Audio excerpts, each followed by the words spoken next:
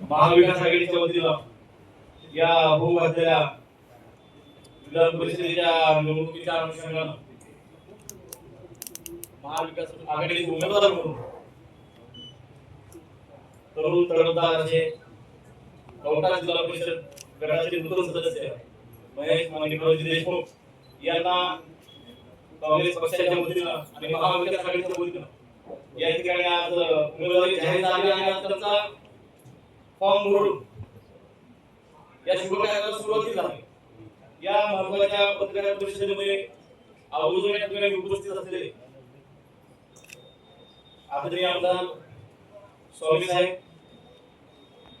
आमचे लातूरचे जिल्हाध्यक्ष अभयदादा साळुंके, आदरणीय विश्वासप्पा प्रतापभैया पाटील, राष्ट्रवादी काँग्रेस पार्टीचे जिल्हाध्यक्ष जीवनराजे गोरे साहेब, नाव घेतले सर्वांचे कारण की प्रेस आहे, उपस्थित सर्व आमचे राहुलभाई सोनवणे बीडचे जिल्हाध्यक्ष, कुणाचं नाव आहे ते वेगळे व्यक्त करतो, वेळ कमी आहे पण पत्रकार परिषद आहे आणि मोठ्या संख्येने जमलेले या ठिकाणी आमचे पत्रकार बांधव राहुलजी गांधी यांनी संबंध देशामध्ये युवकांच्या हाती कारभार देण्याच्या उद्देशाने देशामध्ये आणि विशेष करून महाराष्ट्र राज्यामध्ये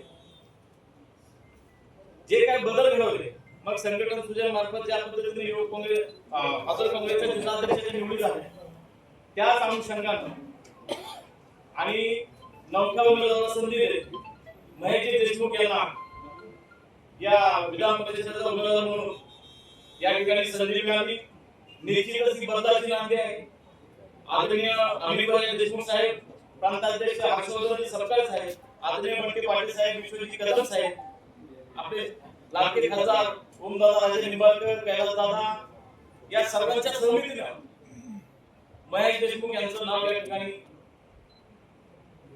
अंतिम करण्यात आलं।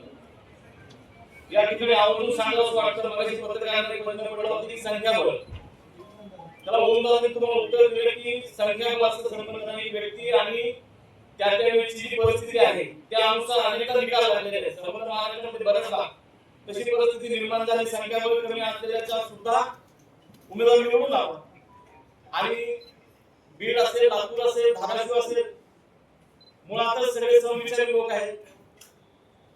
राज्यामध्ये देशामध्ये सत्ताधारी पार्ट्यांकडून जो अन्याय सुरू आहे, ज्या नुसत्या भूलथापा सुरू आहे, प्रलोभन सुरू आहे, आश्वासन सुरू आहे, ही 2014 ते 2026 आपण सगळे उघड्या डोळ्याने पाहतोय आणि आता लोक या गोष्टीला त्रस्त झालेले, कंटाळून गेलेले आणि नक्की या महागाईमुळे, या आर्थिक संकटामुळे आणि या शेतकरी असेल, कष्टकरी असेल किंवा या राज्यातील सर्वसामान्य नागरिक असेल, हा पूर्ण बेजार झालेला आहे आणि नक्कीच या विधान परिषदेच्या निवडणुकीच्या माध्यमातून बदलाची नांदी सर्वांना पाहायला मिळेल एवढं या ठिकाणी सांगतो आणि पुढील परिषदेला सुरुवात करण्यासाठी सांगतो। धन्यवाद।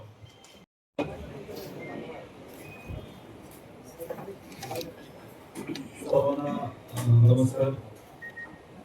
महाराष्ट्राच्या राजकारणाची जडणघडण ज्यांच्या संस्कारात झाली, महाराष्ट्राचे पहिले मुख्यमंत्री चव्हाण साहेब, महाराष्ट्राचे लोकनेते आदरणीय विलासरावजी देशमुख साहेब यांच्या स्मृतीस सर्वप्रथम वंदन करतो आणि आज या ठिकाणी महाराष्ट्राची जी विधान परिषदेची निवडणूक चालू आहे त्या उस्मानाबाद, बीड आणि लातूर जिल्ह्याच्या विधान परिषदेच्या निवडणुकीसाठी आज या ठिकाणी माझ्यासोबत जे उपस्थित माझे सर्व पत्रकार बांधव, महाविकास आघाडीचे घटक पक्षाचे जे सर्व पदाधिकारी, जिल्हाध्यक्ष आहेत, या सर्वांचं मी या ठिकाणी स्वागत करतो आणि धन्यवाद देतो। खऱ्या अर्थाने धन्यवाद मी यासाठी देतो, आज संपूर्ण देशामध्ये ज्याप्रमाणे अराजकतेचं वातावरण आहे, अशा एकदम प्रतिकूल परिस्थितीमध्ये मागच्या 12 वर्षापासून जो संघर्ष चालू आहे त्याच्यामध्ये सर्वजण एकजुटीनं या ठिकाणी एकनिष्ठेनं जनतेच्या प्रश्नासाठी, गोरगरिबांच्या प्रश्नासाठी, विद्यार्थ्यांच्या प्रश्नासाठी लढण्यासाठी एकत्र एकजुटीनं आज या ठिकाणी एका खूप शॉर्ट नोटीसवर इथं उपस्थित आहेत। त्यामुळे परत एकदा सर्वांचे मनापासून धन्यवाद व्यक्त करतो। आज या ठिकाणी विधान परिषदेचं जे काही आपलं संख्याबळाचा वगैरे जो विचार केला जातो खऱ्या अर्थानं ते जो नीटचा प्रश्न असेल, शेतकऱ्यांचा प्रश्न असेल, याच्याशी संबंधित जे काही आपले जे आता सुधारण जे मतं आहे त्या ठिकाणी असल्या त्यांचे सर्व विद्यार्थ्यांचे नातेवाईक असतील, शेतकऱ्यांचे नातेवाईक असतील, जे मतं असतील ते खऱ्या अर्थानं विचार करून मतदान करते. त्यावेळेस आता ही निवडणूक अतिशय वेगळ्या लेवलची निवडणूक आहे. मी एक सामान्य कार्यकर्ता आहे. पासून विद्यार्थी काँग्रेसपासून मी पक्षामध्ये काम करतोय. मला अपेक्षा सुद्धा नव्हती की मला उमेदवारीसाठी माझा निवड केली जाईल. खरं आपल्या सोलापूर जिल्ह्याचे महाराष्ट्राच्या आदरणीय लोकनेते आदरणीय मंत्री दिलीप देशमुख साहेब यांच्या सूचनेने आणि यांच्या नेतृत्वात ही निवडणूक पार पडत आहे खऱ्या अर्थानं पाहिलं तर. आणि त्यांनी माझ्यावर जो विश्वास दाखवलेला आहे त्या विश्वासाचा परिपूर्ण करण्याचा या निवडणुकीच्या माध्यमातून प्रयत्न करेन. आणि येणाऱ्या काळात जनतेचे जे काही प्रश्न असतील ते अतिशय त्यांच्याच लोकनेत्यांच्या मार्गदर्शनाखाली मी सोडवण्याचा या ठिकाणी पुरेपूर प्रयत्न करेन.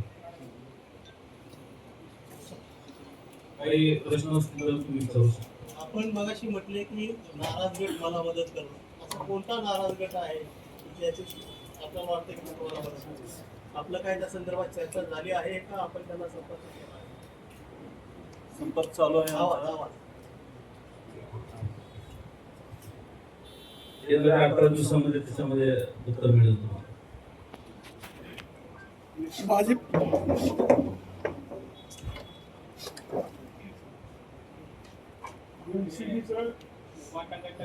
एनसीबीचं या मतदारसंघात संख्याबळ जास्त असताना काँग्रेसला उमेदवारी मिळाली. याकडे आपण कसं बघतो? वरिष्ठ लेवलचा वाटाघाटीचा विषय आहे. त्याच्यामधून वाटाघाटी वरिष्ठ लेवलचा हा विषय आपला इथं नाही.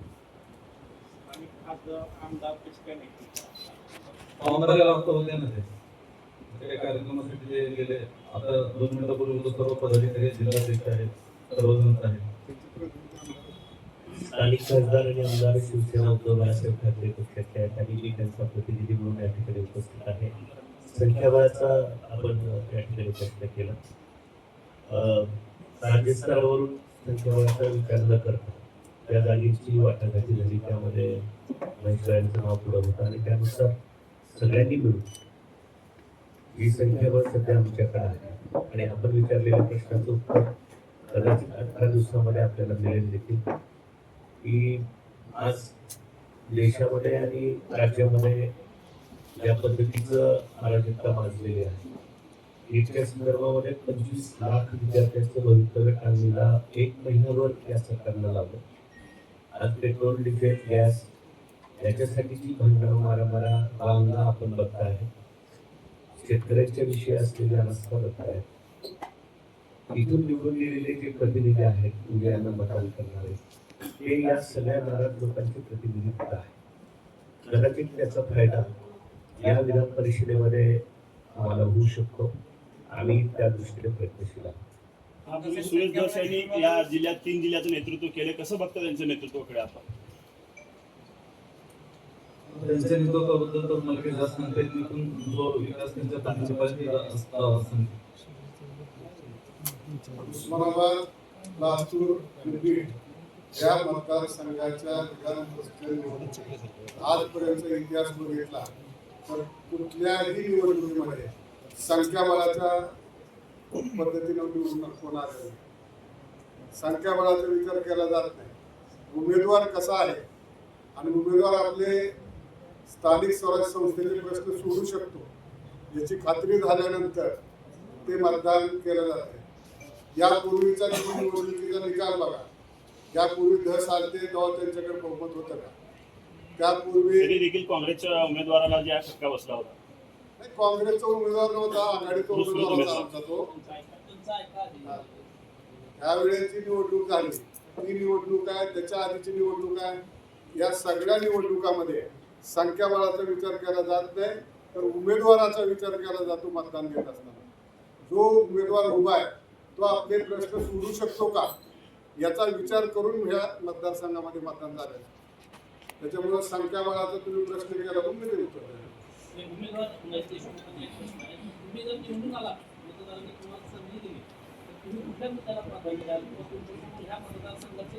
उत्तर सर्वप्रथम मी तरुणांच्या आणि शेतकऱ्यांचे जे काही प्रश्न असतील, बेरोजगारीचे प्रश्न असतील आणि स्थानिक लेवलवर असे भरपूर प्रश्न आहेत.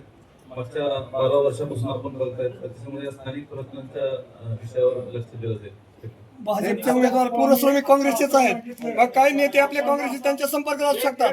एक जण बोल. ते आव्हान कसं तुम्ही पेलता? सांगितलंय की संख्याबळ बघितलं जात नाही, पण प्रत्येक निवडणुकीत घोडेबाजार झालेला आहे, हे तर उघडच आहे. मग त्याप्रमाणे ह्या निवडणुकीत काय होणार आहे का? घोडे बाजार झालेला नाही, घोडे बाजार होत नाही. निवडणुकीमध्ये आपले प्रश्न कोण सोडवतंय ते बघून मतदान दिलं जातंय. मतदार हा सुशिक्षित आहे आणि मतदार कसा आहे, मागच्या वेळेस अशोक जगदाळे यांना जे आहे मतदान जे आहे धाराशिव जिल्ह्यातून कमी प्रमाणात मिळालेलं दिसून आलं, स्पष्ट दिसून आलं. अशोक जगदाळे यांना पुरस्कृत तुमचे उमेदवार जे होते, आणि विशेष करून ज्या नगर परिषदा असतील तिथं अस्वच्छता वगैरे मिळते, त्यांच्यासाठी काय विजन असतं? 100% या सगळ्या स्थानिक प्रश्नावर लक्ष दिलं जाईल. मी तुम्हाला यापूर्वी सांगितलं आहे, त्याच्यामध्ये स्वच्छता असेल, आरोग्य असेल, शैक्षणिक सुविधा असतील, शेतकऱ्यांचे प्रश्न असतील, बेरोजगारीचे विषय असतील आणि जो आता हा पेपर फुटिंगचा जो प्रकार आहे हा तर राष्ट्रीय लेवलचा विषय आहे, याच्यावरती पण लक्ष देण्याचं काम करतो. तरुणांचा उद्रेक बघायला मिळतो. सत्ताधारी भारतीय जनता पार्टीच्या विरोधात कॉंग्रेस जनता पार्टी देखील स्थापन केली जाते, ट्रेंड केला जातो, त्याकडे तुम्ही कसं बघतो? अमरावती सोशल मीडियावर सुरुवात झालेली आहे. युवकांचा उद्रेक कुठे ना कुठे घडणारच आहे. जो त्यांच्या आता आमदार साहेबांनी बोलल्याप्रमाणे अराजकता चालू आहे, याचा विस्फोट एका ठिकाणी होणारच आहे. त्याची ही सुरुवात आहे. येणाऱ्या काळात खूप कमी वेळेमध्ये याचा प्रतिक्रिया तुम्हाला रस्त्यावरती दिसते. आमदार साहेब बाजूला आहे, आता हे कसं लढणार आहे? एक दोन विषय आहेत. एक ही विचारधारा चालणारा पक्ष आहे काँग्रेस पार्टी आणि महाविकास आघाडीचा विचारी पक्ष आहे, आणि दुसरे आहे तुम्ही बघताय गुंडांची टोळी असलेला पक्ष आहे. त्याच्यामुळे आमचा काय असेल ती गटतट आहे. एका गटासोबत आमची लढाई आहे, कुठल्या पक्षासोबत नाही किंवा आरएसएस सोबत नाही. भाजपाचा एक गट बाजूला आहे, त्यांच्यासोबत आमची लढाई आहे. नाही, आता तुम्ही बोलताना म्हणाले की लातूरकरांच्या नेतृत्वामध्ये ही लढाई चालू आहे, ही उमेदवारी मिळालेली आहे. मग इतर जिल्ह्यातले काही नेतृत्व सोबत आहे का नाही? काय कोण कोण आहेत नेमकं काय? स्थानिक जिल्हाध्यक्ष आहेत सोबत आहेत. स्थानिक सगळे इतर जिल्ह्याचं काय? मराठवाड्याचं नेतृत्व काँग्रेस पार्टीचं ते करते, जागा काँग्रेस पार्टीला सुटलेली आहे. त्यामुळे आम्ही त्यांच्या नेतृत्वात बोलतो. महाविकास आघाडीचे घटक पक्ष म्हणून सर्व नेते या ठिकाणी सोबत आहेत आमच्या.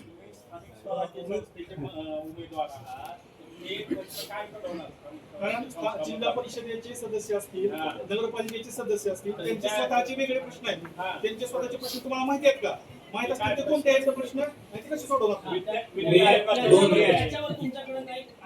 प्रश्न काय माहिती का तुम्हाला? 100% अजेंडा आहे. एक विरोधक म्हणून आवाज उचलण्याचं काम मी प्रत्येक वेळेस केलं. 2 जीबी झाले, 2 जीबी मध्ये जलजीवनचा जो विषय असेल, पाणी पुरवठ्याचा स्थानिक लेवलचा विषय आहे. मला सांगा, तुम्ही एवढे दिवस पत्रकार आहेत, तुम्ही कधी सत्तेच्या अधिकाऱ्याला तुमच्या लोकप्रतिनिधीला प्रश्न विचारलात का? तुम्ही जलजीवन सुविधा चालू आहे, कुठल्या गावामध्ये ती सुविधा चालू आहे? मागच्या 5-7-8 वर्षापासून जलजीवनच्या अंतर्गत 10,000 कोटीचे कामं झालेले आहेत. त्याच्यापैकी 7,000 कोटीचे फक्त पाईपलाईनचे कामं झालेले आहेत, आणि ते पाईपलाईन सगळे गुजरात मधून आलेले आहे. कुठल्या अधिकाऱ्याला तुम्ही विचारलात का जाऊन? कुठल्या लोकप्रतिनिधीला विचारलात का? कुठल्या गावात पाणी आहे? स्थानिक लेवलच्या प्रश्नावरती तरी चर्चा चालू आहे ना. आणि मी स्थानिक लेवलवर प्रॉपर लक्ष देतो शेतकऱ्याकडे, लोकप्रतिनिधीकडे. 2 मिनिट मला कंप्लीट 2 मिनिट थांबा. प्रश्न समजला नाही. नगरपालिकेचे सदस्य आणि जिल्हा परिषदेचे सदस्य यांचे वेगळे प्रश्न आहेत स्वतःचे. समन्यायी निधी वाटप असेल किंवा प्रत्येक ह्याच्यामध्ये समितीमध्ये सदस्यत्व असेल आणि अधिकाराचा मुद्दा असेल, हे जे प्रश्न आहेत, जसं आमदारांना एक वेगळा निधी असतो, खासदारांना वेगळा निधी असतो, तसे यांचे प्रश्न वेगळे आहेत. त्या प्रश्नासाठी तुम्ही काय करणार? डीपीसीचा निधी असेल, त्याच्यामध्ये समन्यायी निधी वाटपाची मागणी आहे. मी स्वतः जिल्हा परिषद सदस्य आहे, त्यामुळे समान निधी वाटपासाठी हा पण आम्ही प्रश्न बैठकीमध्ये उपस्थित केलेला आहे. त्याच्यावरती आम्ही हे पण केले. त्याला नियमावली नाही, म्हणजे समन्यायी निधी वाटप करण्यासाठी नियमावली कुठंच नाही स्थानिक स्वराज्य संस्थेमध्ये सदस्यांना. तर त्यासाठी तुम्ही काय, तुमचं काय विजन आहे, त्यासाठी काय करणार? जसं काही कर्ज असतील मतदारसंघात, त्याच्याप्रमाणे आमची मागणी चालू आहे त्या विषयात. परवा बीजेपी मध्ये झाले की समान निधीचं वाटप, त्याच्यात कुठे काय ठरलं? मग प्रस्ताव दाखल केलं पराभूत ठरेल. भाजपचे उमेदवार पूर्वश्रमीचे आहेत, तुम्ही काँग्रेसचेच आहेत. मग त्यांचं आव्हान असेल तो अनेक नेत्याशी संपर्क आहे त्यांचा. आपलेच उमेदवार आपलेच मतदार फुटू शकतात. यावर कसं तुम्ही नियंत्रण आणू शकता? आता सध्या महाविकास आघाडी विरुद्ध महायुती आहे. सध्या जे ज्या पक्षात आहे ते ज्यांचे त्यांचे समर्थक आहे. मतदाराचा विषय म्हणला तर ते आता सांगितलं की तुम्हाला 18 दिवसामध्ये कोणावर किती कोणाची नाराजी आहे ते तुम्हाला दिसून येईल. महेशबद्दल मी 2च मिनिट आपल्याला बोलतोय, कारण तिथं तुमचे पत्रकार महोदयांनी प्रश्न खूप चांगला विचारला होता की स्थानिक स्वराज्य संस्था, आमदार, खासदार या सगळ्यांना वेगवेगळा निधी आहे. प्रत्येकाचे प्रश्न वेगळे आहेत. समान निधी वाटपावरून सध्या गोंधळ चालू आहे. त्याची शासकीय नियमावली नाही. त्यासाठी आम्ही विधानसभेमध्ये आग्रह करतो की याची एक नियमावली तयार करा. आणि महेशभाई स्वतः गेली अनेक वर्ष त्या ठिकाणी आमच्या भागामध्ये खूप चांगली काम केली आहे आणि जिल्ह्यामध्ये 5000 मतांनी निवडून येणारा एक तरुण युवक आपल्या समाज उमेदवार म्हणून उभा आहे. त्याच्याकरता महाविकास आघाडीचे जितके घटक पक्ष आहेत ते सगळे घटक पक्ष अगदी प्रामाणिकपणे चांगल्या पद्धतीने महेशसाठी काम करतील. लातूरचं नेतृत्व हे मराठवाड्याचे नेतृत्व आहे. आज व्यासपीठावर बघताय की सगळ्या जिल्ह्याचे जिल्हाध्यक्ष आणि त्यांचे सगळे पदाधिकारी या ठिकाणी उपस्थित आहेत. त्याच्यामुळं एक चांगला ताकदवान उमेदवार म्हणून या येणाऱ्या काळामध्ये महेश देशमुख आपल्या समोर आलेला आपल्याला दिसेल. उमेदवारासाठी माझा प्रश्न आहे. आज ही निवडणूक जी आहे ते राज्याचे माजी मंत्री आमदार अमित देशमुख यांच्या नेतृत्वात लढवले जातील असा आपण म्हणतात. धीरज देशमुख यांचं नाव या निवडणुकीसाठी अग्रेसर होतं. नाव मागं पडल्यामुळे ते नाराज आहेत का काय? आता ते दिसत नाही. ते लोकनेते आहेत. येणाऱ्या काळात 1-1.5 वर्ष झालं निवडणुका होऊन येणाऱ्या 3-3.5 वर्षामध्ये फरक करणं जनतेचे लोकनेते आहेत. ते लोकातली निवडणूक लढवणारे नेते. त्याच्यामुळे येणाऱ्या काळात ते लोकनेते म्हणून ते तिथली निवडणूक लढवण्यासाठी ग्रामीण भागातले प्रश्न सोडवण्यासाठी तयार आहेत. ठीक आहे.